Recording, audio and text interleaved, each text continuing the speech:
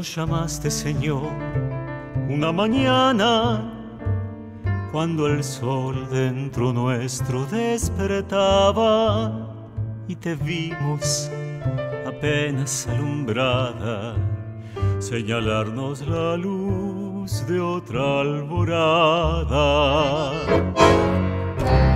Y salimos con vos hasta el camino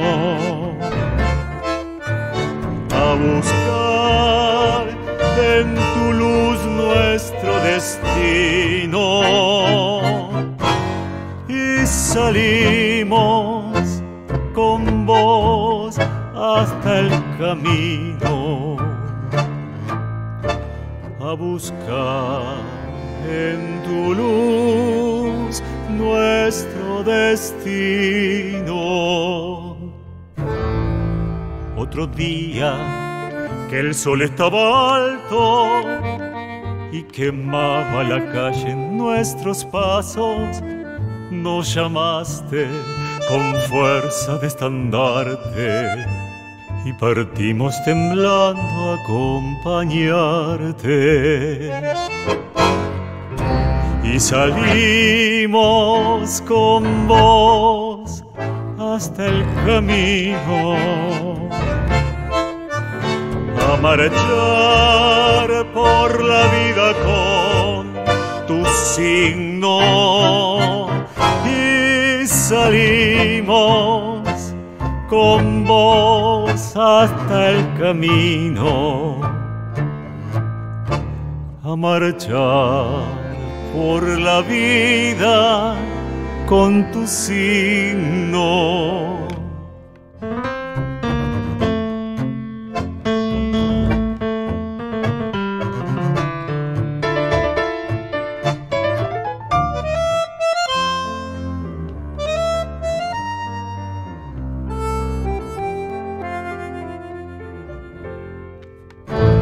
Hoy nos llamas, Señor, y nuevamente nos señala tu mano otro horizonte más allá de la sombra y la amenaza. Ilumina tu amor nuestra esperanza, porque solo en tu amor brilla el destino. Llévanos a anunciarlo en el camino, porque solo en tu amor brilla el destino. Déjanos ir con vos por el camino.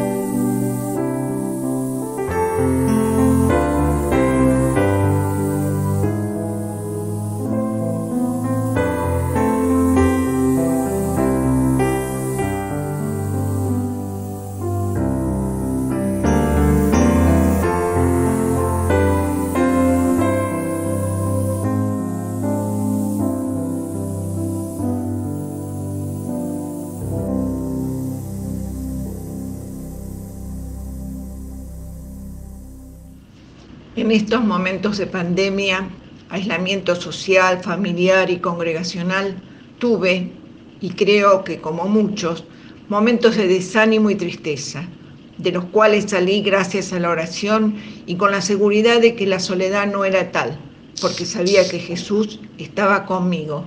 Nunca mi ánimo desfalleció, y hoy agradezco al Señor todas las bendiciones recibidas durante mi vida.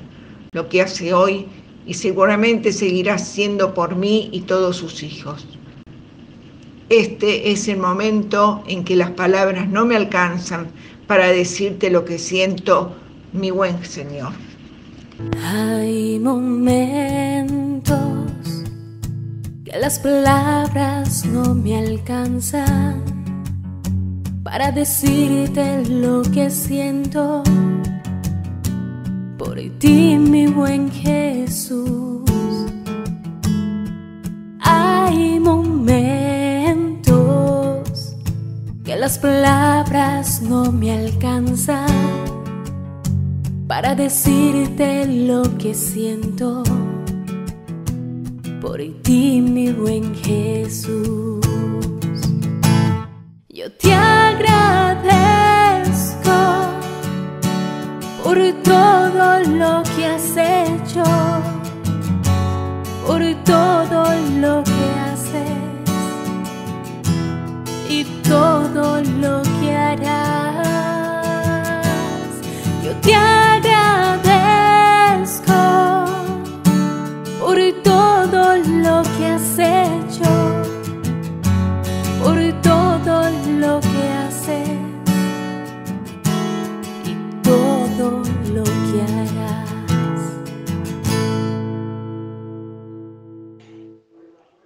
Buenos días, queridos hermanos. Estos himnos yo los canté desde que ingresé a la iglesia hace 70 años.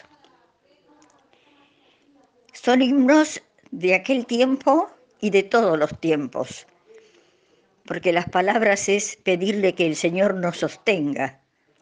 Bendiciones.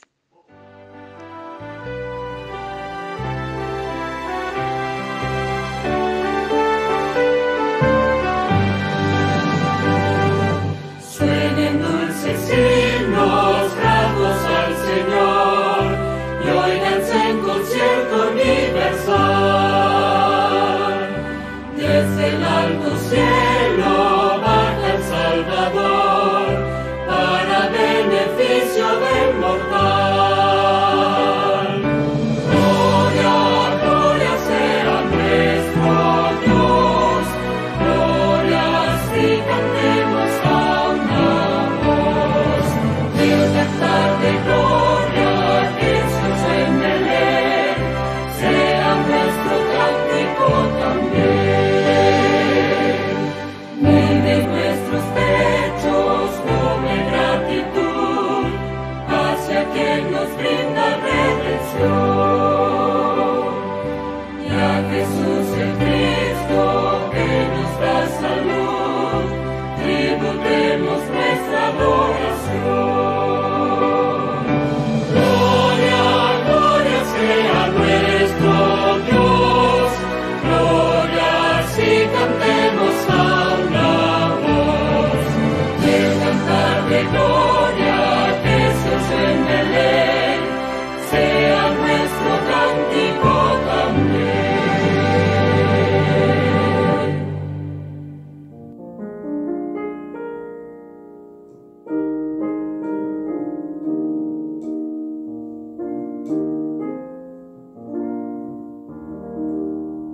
Señor, en tus manos dirígeme,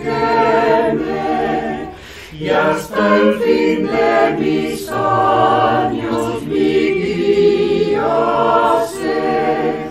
Sin ti ni un solo paso quisiera dar, mi vida hasta su ocaso te entregar.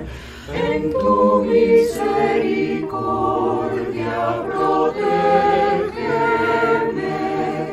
y en gozo o en angustia tu paz tendré, que siempre yo contigo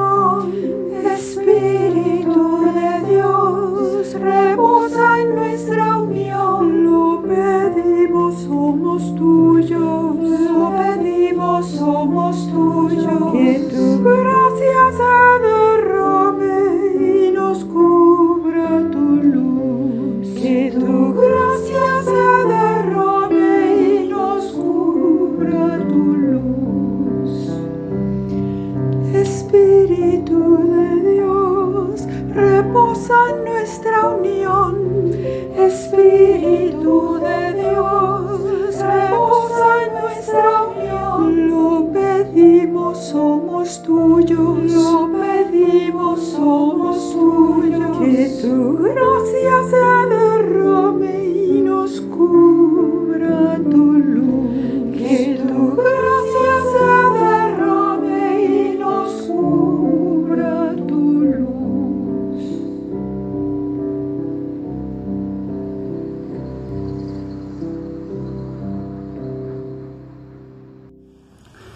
Y en la continuidad del recorrido del Evangelio, según el testimonio de Mateo, esta mañana nos lleva a Galilea. Jesús está terminando su ministerio en esa región. Para los discípulos son días de anuncios y revelaciones, de experiencias profundas y de enseñanza sobre el significado del discipulado.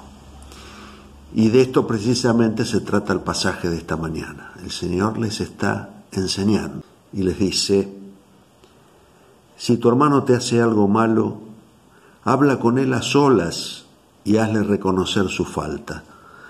Si te hace caso, ya has ganado a tu hermano. Si no te hace caso, llama a una o dos personas más para que toda acusación se base en testimonio de 2 o 3 testigos. Si tampoco les hace caso a ellos, díselo a la comunidad. Y si tampoco hace caso a la comunidad, entonces habrás de considerarlo como un pagano o como uno de esos que cobran impuestos para Roma.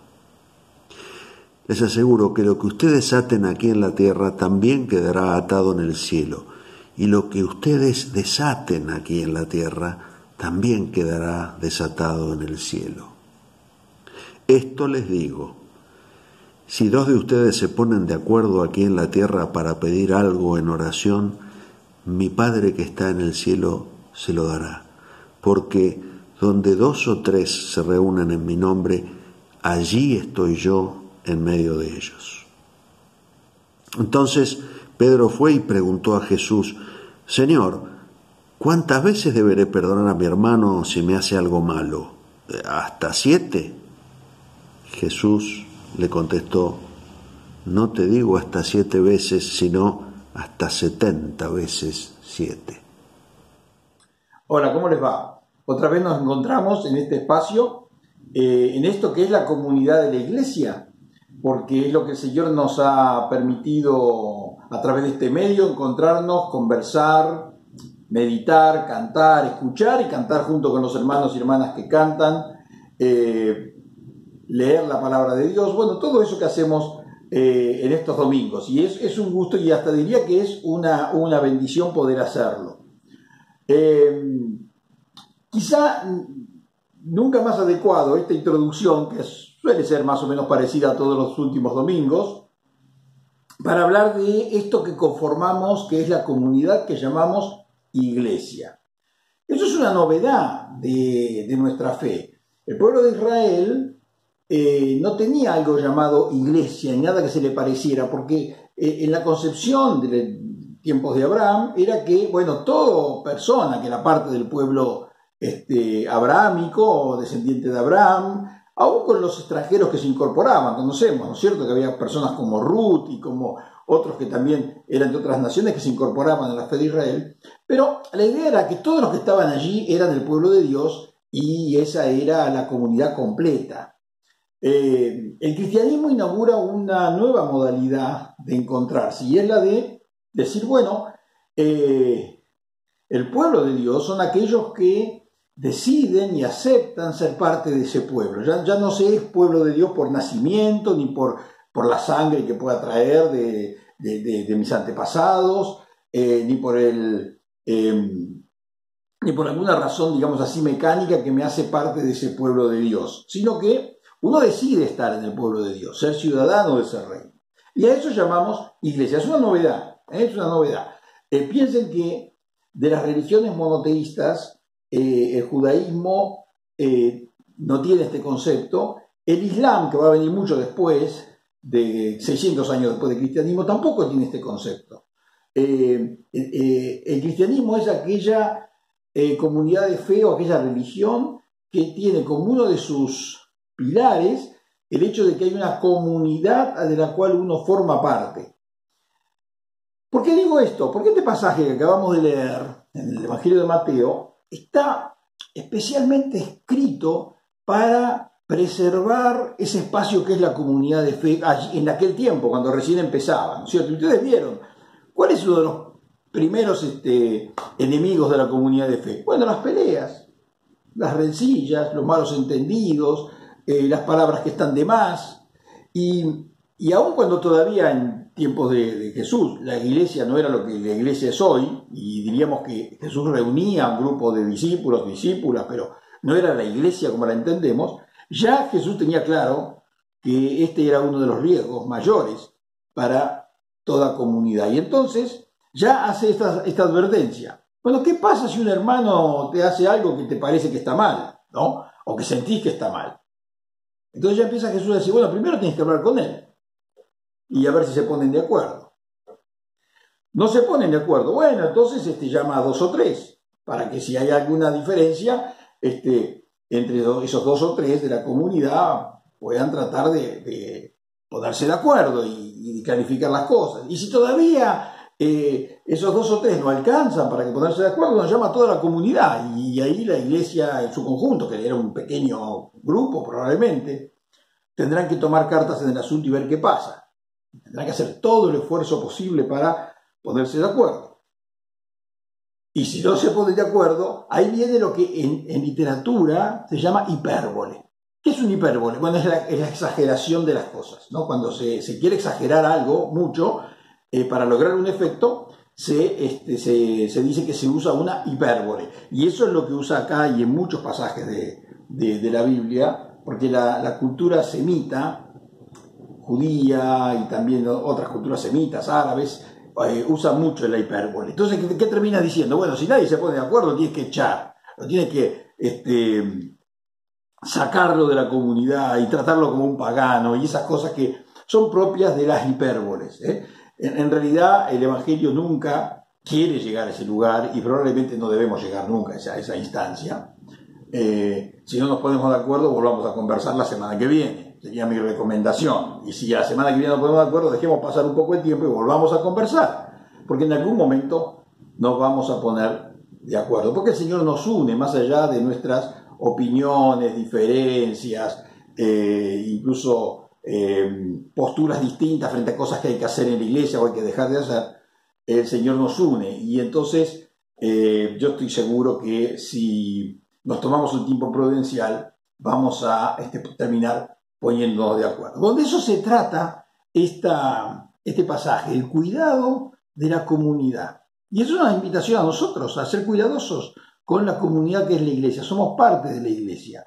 Y como parte de la iglesia y seres humanos que somos, podemos tener diferencias, podemos tener situaciones que nos alejen quizá de alguna persona o de un grupo o de otro. Bueno, esas cosas tienen que ser siempre conversadas y solucionadas en el seno de la iglesia. Pero no solamente porque nos tenemos que llevar bien con el hermano que está sentado en el banco de adelante o atrás nuestro, ¿no es cierto?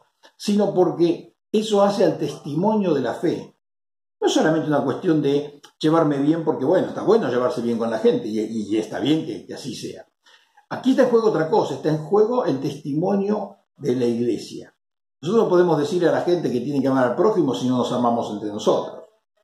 No podemos decirle a los demás o predicar que hay que ponerse de acuerdo si no nos ponemos de acuerdo entre nosotros. O que no hay que pelearse o tener actitudes agresivas si nosotros somos agresivos o no podemos mantener un vínculo razonable entre las personas. De modo que lo que está en juego acá es el testimonio de la fe.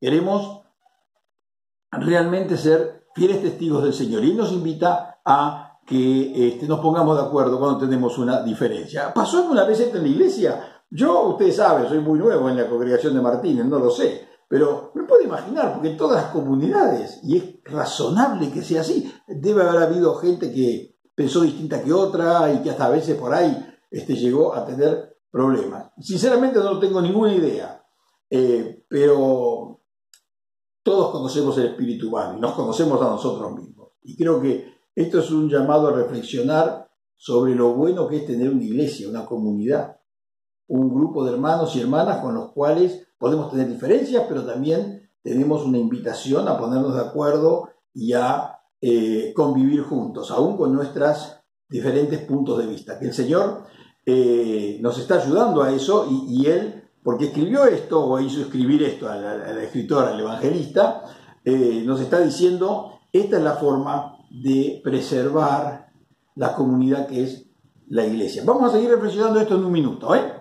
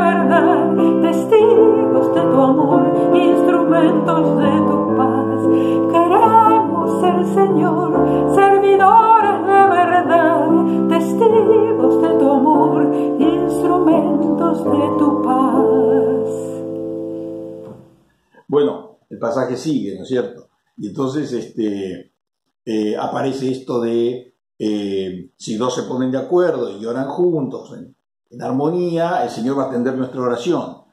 Y si dos o tres se reúnen en su nombre, el Señor va a estar ahí. Parece como que para orar se necesitan dos, para estar en la comunidad se necesitan dos o tres, aumentó el número. Pero eso en realidad es un detalle. En realidad lo que Jesús está diciéndonos a través del evangelista es que Él quiere estar con nosotros. Y si estamos reunidos y nos ponemos de acuerdo en la oración, en el reunirnos, en que vamos a compartir la alabanza y la reflexión sobre su palabra, Él va a estar en medio nuestro.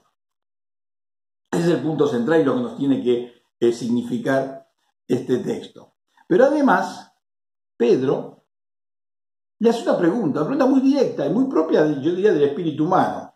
Señor, ¿cuántas veces tengo que perdonar a mi hermano si hace algo que me molesta?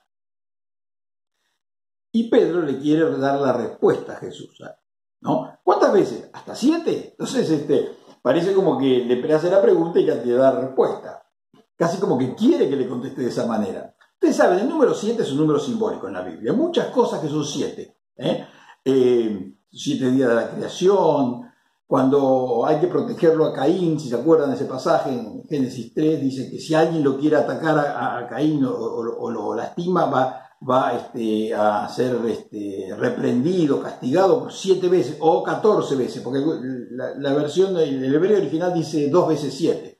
7 veces o 14 veces, 2 veces 7.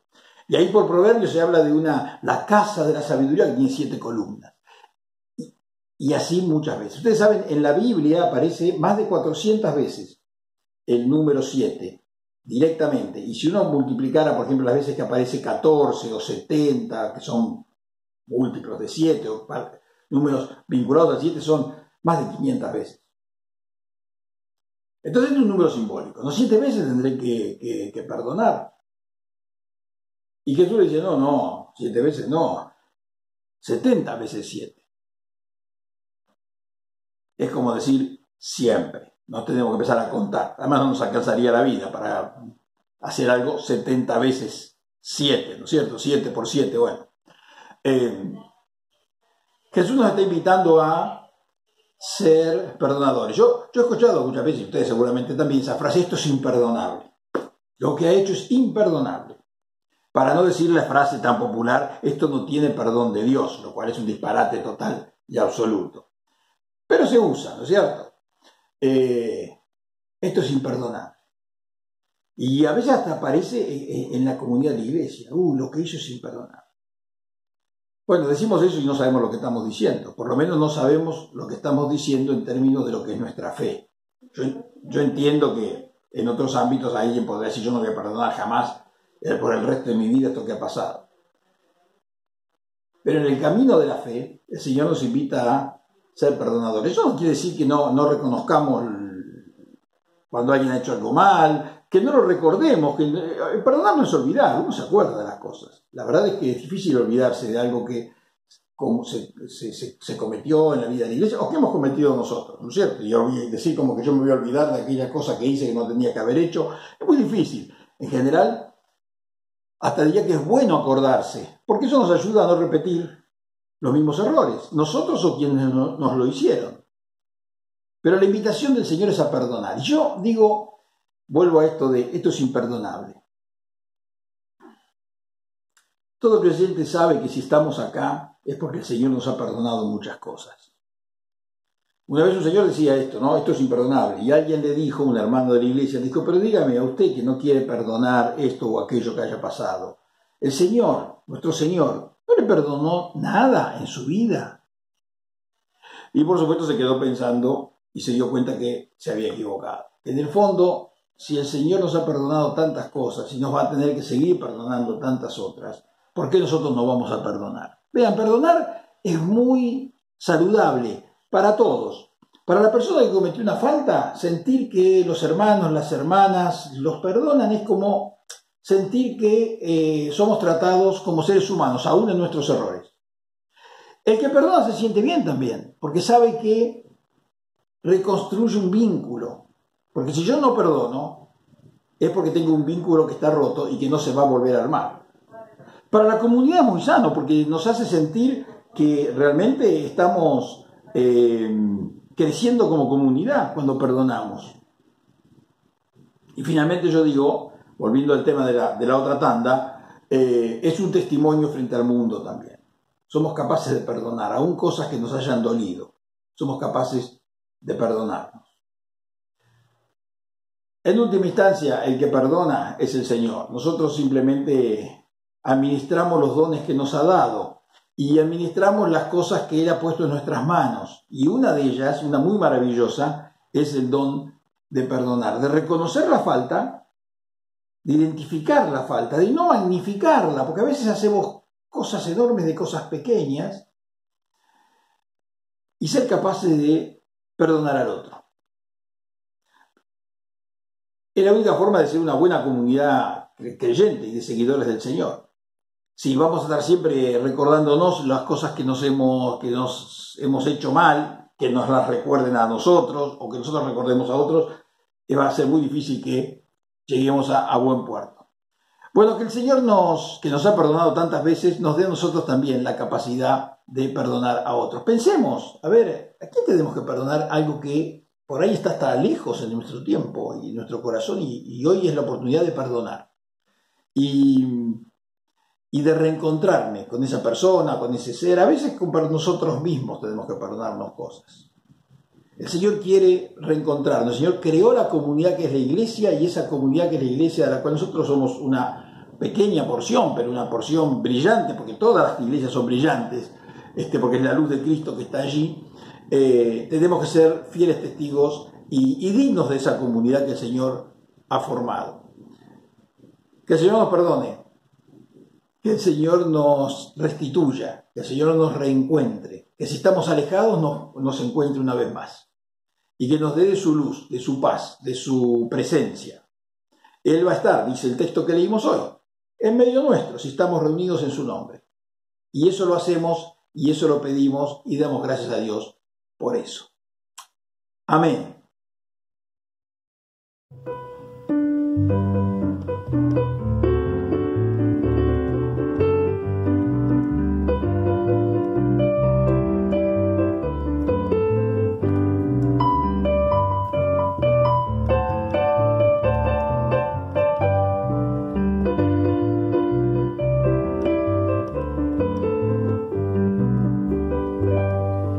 Cada vez que nos juntamos siempre vuelve a suceder lo que le pasó a María y a su prima la Isabel.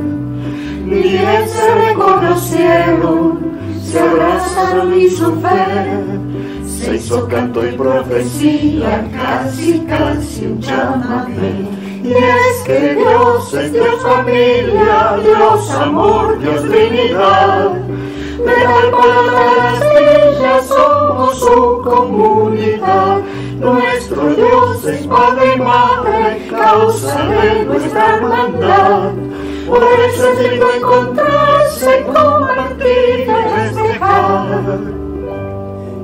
Cada vez que nos juntamos siempre vuelve a suceder lo que dice la promesa de Jesús de Nazaret. Donde dos sopas se junten, en mi nombre para bien, yo estaré personalmente con ustedes, yo estaré. Y es que Dios es Dios familia, Dios amor, Dios Trinidad. De tal palabra las villas somos su comunidad. Nuestro Dios es Padre y Madre, causa de nuestra hermandad. Por eso es lindo encontrarse, compartir y festejar. Cada vez que nos juntamos siempre vuelve a suceder lo que le pasó a la gente reunida en Pentecostés. Con el Espíritu Santo, viviendo la misma fe, se alegraban compartiendo lo que Dios les hizo ver. Y es que Dios es Dios familia, Dios amor, Dios Trinidad. De tal palabra las villas somos su comunidad. Nuestro Dios es Padre y Madre, causa de nuestra hermandad. Por eso es lindo encontrarse, compartir y festejar.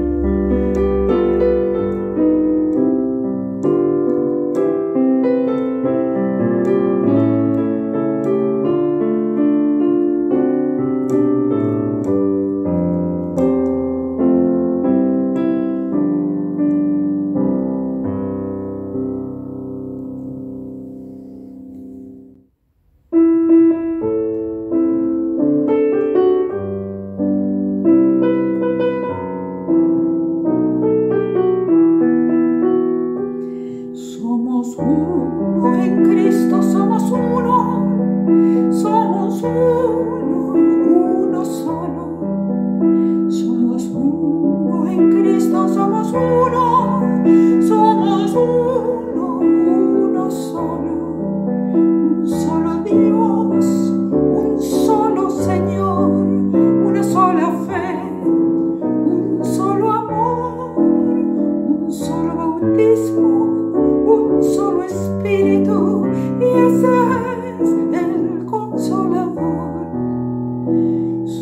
uno, en Cristo somos uno.